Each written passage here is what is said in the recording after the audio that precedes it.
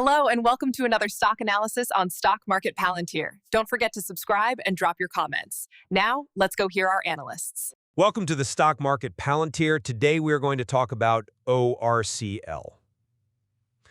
So Oracle Corporation is undeniably one of the most compelling and frankly, one of the most confusing equity stories out there right now. We are witnessing a legacy software titan attempting this massive, really capital-intensive pivot, aiming to become a true AI hyperscaler.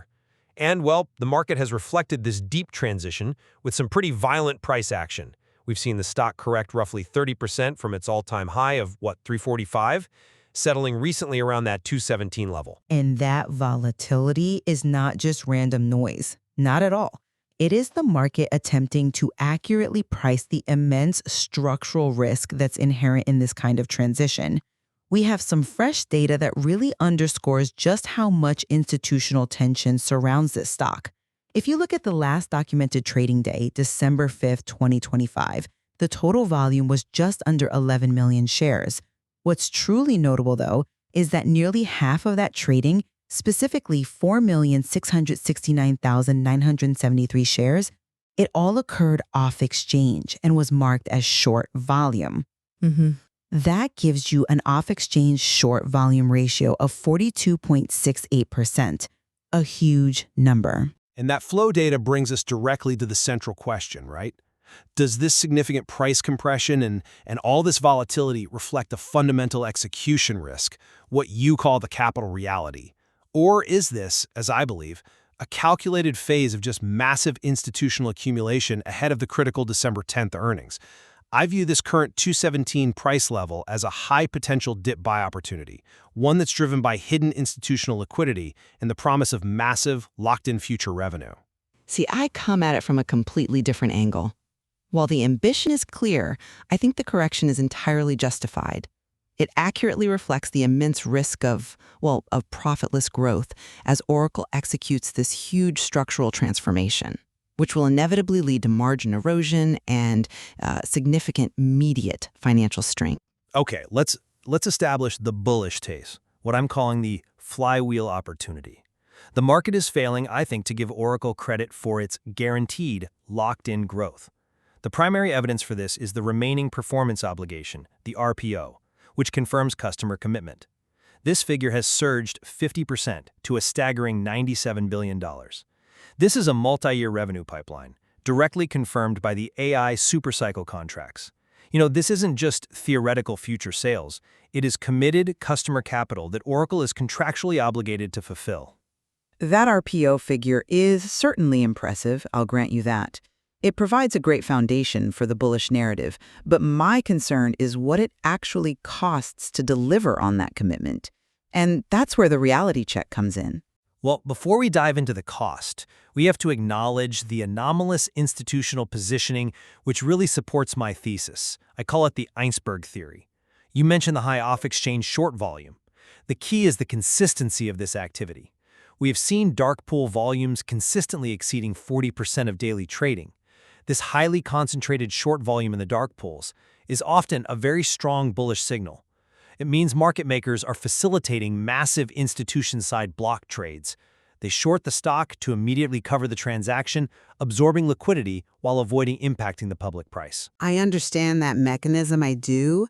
However, that opaque flow, regardless of whether it's accumulation or hedging, is exactly why the price action appears so, choppy and directionless to the average investor. And on a related note, we should probably just quickly address a persistent and I think misleading narrative, the rumor of a reverse stock split. This is demonstrably false.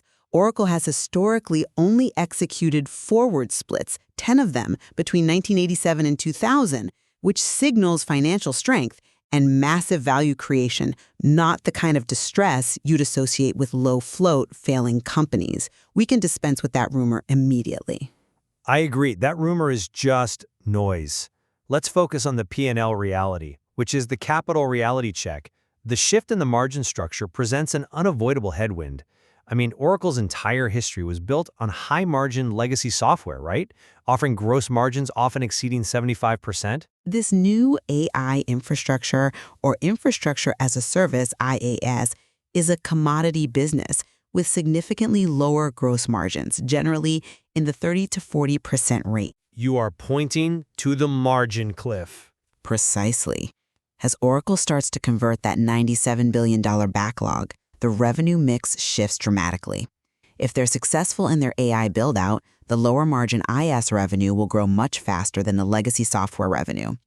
This structural shift must compress the blended operating margins, potentially dipping significantly below the 43% they achieved in prior quarters.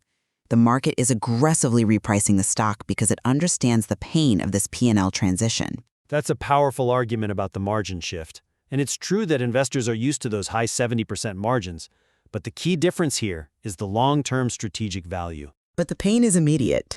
Furthermore, delivering that massive AI capacity requires immense front-loaded capital expenditure, the CapEx shock. We're talking about securing and deploying billions of dollars worth of NVIDIA GPUs, building out data centers across the globe, and securing the necessary power. This massively drains free cash flow, and the financial strain is visible right there on the balance sheet. Oracle's debt-to-equity ratio has climbed significantly to 4.36. Historically, a stable tech giant like this would sit closer to, 2.13. That leverage introduces genuine financial risk concerns, and it means every single dollar of that $97 billion RPO is expensive money right now. I acknowledge the elevated leverage and the necessity of the CapEx shock. It's a bitter pill, no doubt. However, we should also probably incorporate the sentiment around the product itself. The market narrative is fractured. You see some self-identified tech workers describe Oracle Cloud Infrastructure, OCI, as clunky compared to established competitors like AWS. If the product efficacy is truly questioned, that does cast doubt on their ability to retain customers and convert that backlog efficiently. That is a legitimate challenge. User sentiment is crucial in cloud computing, but I'd argue the financial markets often look past initial user complaints, especially when you're dealing with massive government and sophisticated enterprise contracts that are driven by integration needs, not just feature sets. Let's focus on the heart of our disagreement, the interpretation of that dark pool liquidity.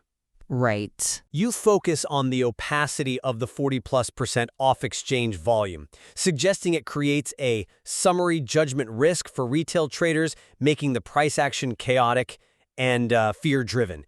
You're questioning whether this is truly accumulation or maybe just concealed institutional hedging intended to suppress volatility before a binary earnings release. Precisely. Well, you may argue for accumulation. Without full transparency, retail investors are essentially flying blind. Why is it not a massive institutional short establishing short-term positions to bet against the earnings surprise? Institutions use these venues to hide their intent, right? Regardless of whether it's bullish or bearish, the public price action remains choppy and non-directional. I'm just not convinced by that line of reasoning, because the evidence points away from a truly bearish institutional bet. I reiterate the iceberg theory. If major funds were genuinely bearish, they would be establishing massive open short positions on the public exchanges, driving the total short interest much higher than the current 1.45% of the float. They're not. Instead, they are using dark pools for clean block execution. The sheer scale of that absorption, paired with the remarkably low total short interest, suggests smart money is systematically absorbing liquidity while the price consolidates in that 200 to 220 range. This divergence signals a critical mispricing that they are actively exploiting. Okay, let's grant that smart money is indeed accumulating. That forces us to confront the second, more substantive point: profitability versus that gargantuan revenue backlog. The $97 billion RPO is the thesis, but the margin cliff is the reality. Well, the RPO is the core defense. I stand by the Wells Fargo analyst's thesis. The lower immediate margins are a temporary, necessary cost, the CapEx shock, to build the infrastructure. This is an investment phase. Once those AI customers are locked into OCI for compute capacity, the flywheel effect takes over.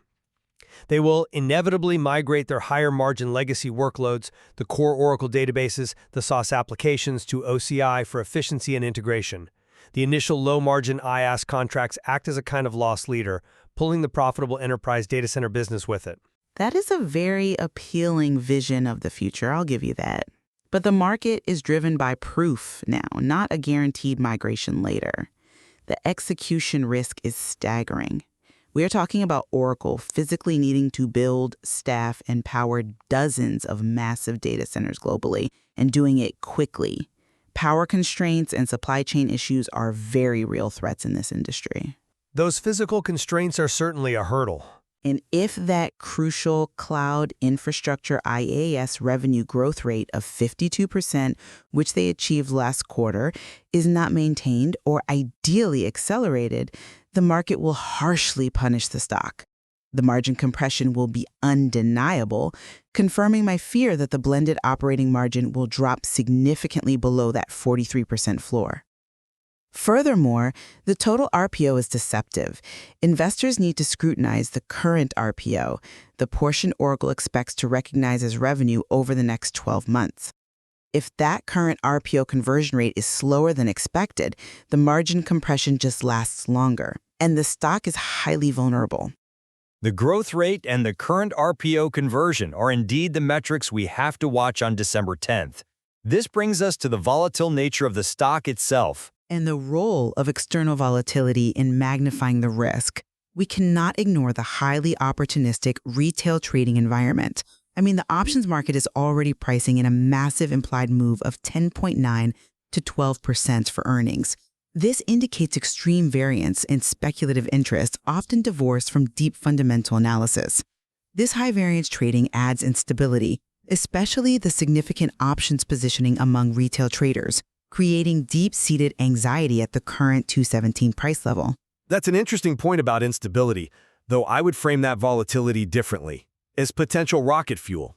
If the upcoming earnings do surprise positively, say they accelerate that IaaS growth rate and reassure investors on current RPO conversion, the institutional positioning we discussed, coupled with the sophisticated retail focus on flow dynamics, could trigger a spectacular amplified rally. You are referring to the gamma ramp. Exactly.